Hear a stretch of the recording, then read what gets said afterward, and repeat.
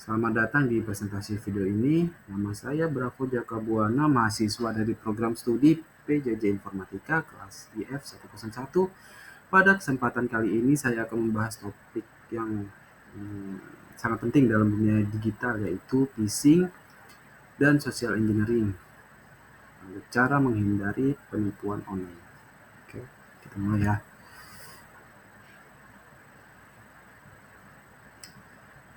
Apa itu phishing? Phishing adalah salah satu bentuk penipuan online yang paling umum. Dalam serangan ini, penyerang mencoba untuk mendapatkan informasi sensitif seperti username, password, atau data kartu kredit dengan menyamar sebagai entitas yang terpercaya. Biasanya ini dilakukan melalui email, pesan teks, atau situs web palsu yang terlihat mirip dengan situs resmi. Jadi biasanya kalau di email itu kan ada folder spam, banyak itu di folder spam. Email-email mengaku dari bank ini. Next.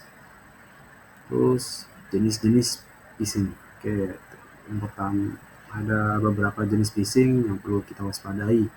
Yang pertama itu ada email phishing, di mana penyerang mengirimkan email yang seperti asli untuk mengelabui korbannya. Yang kedua itu ada spear phishing, yang lebih ditujukan kepada individu atau organisasi tertentu.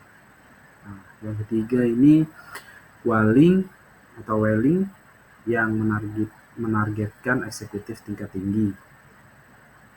Lalu yang terakhir phishing dan smishing, yang menggunakan panggilan telepon dan SMS untuk menipu korban. Okay, next. Apa itu social engineering? Selain phishing, kita juga harus mengenali social engineering. Ini adalah teknik yang digunakan penyerang untuk memanipulasi individu agar memberikan informasi rahasia. Penyerang seringkali menggunakan taktik psikologi seperti menciptakan rasa urgensi atau ketakutan untuk mendorong korban agar bertindak cepat tanpa berpikir. Ini biasanya sering dulu nih, kayak mama minta pulsa, biasanya kan ada yang nelpon, saya di penjara ini ngomong langsung sama polisinya, langsung biar kita nggak ada kesempatan untuk berpikir lagi, kan sudah ada gimana ya, ada rasa panik, jadi kita nggak mikir lagi ini penipuan atau enggak. Ini taktik social engineering.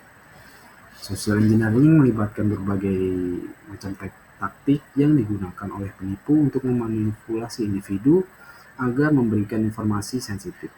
Beberapa taktik umum yang digunakan antara lain pretexting, atau pelaku menciptakan skenario palsu untuk mendapatkan informasi. Misalnya berpura-pura menjadi petugas bank yang membutuhkan verifikasi informasi. Nah, biasanya itu beberapa hari lalu tuh saya ada di telepon seperti asuransi dari bank. Nah, kalau kita jawab iya gitu aja, itu bakalan direkam, terus biasanya uang bakal ketarik gitu, bakal ditransfer. Terus yang kedua baiting, menawarkan sesuatu yang menarik seperti perangkat lunak gratis untuk menarik perhatian korban dan mengarahkan mereka ke situs berbahaya. Ini biasanya banyak di situs-situs, biasanya cari di Google itu biasanya ada itu, banyak yang biasa ada orang yang mau cari software gratisan tuh.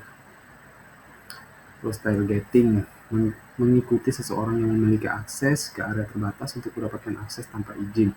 Dengan memahami topik ini, kita dapat lebih waspada dan melindungi diri dari manipulasi. Oke, tanda-tanda phishing. Ada beberapa tanda yang dapat membantu Anda mengenali upaya phishing. Apa aja? Alamat email yang mencurigakan. Periksa apakah alamat email pengirim sesuai dengan organisasi resmi. Terus tautan atau link yang tidak sesuai, arahkan kursor ke link untuk melihat URL sebenarnya sebelum mengklik. URL aslinya tuh ketika di scroll tuh biasanya ada di bawah itu. pas di scroll ke link tuh muncullah URL aslinya. Lalu permintaan informasi pribadi, waspadai email yang meminta informasi sensitif secara mendesak. Terus biasanya ini banyak nih kesalahan tata bahasa. Banyak email phishing mengandung kesalahan ejaan atau tata bahasa yang mencolok. Dengan mengenali tanda-tanda ini, Anda dapat menghindari jebakan phishing.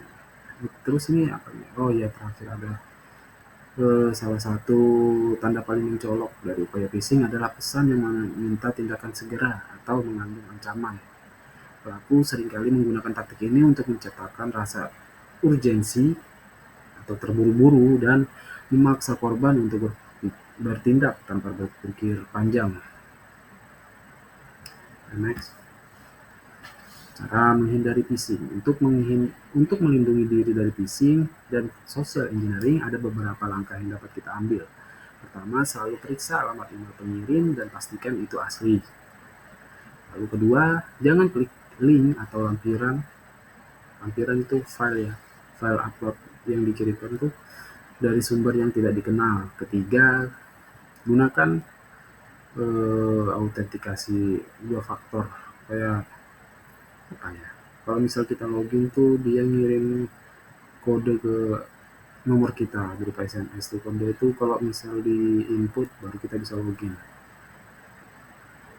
Lalu keempat, ini belum tidak saya sertakan ya, keempat, selalu waspada terhadap permintaan informasi pribadi terutama jika itu datang secara mendesak. Jadi kalau misal ada yang nelpon buru-buru minta informasi ini jangan dikasih. Oke, edukasi dan kesadaran. Ini adalah kunci untuk melindungi diri dari phishing dan social engineering.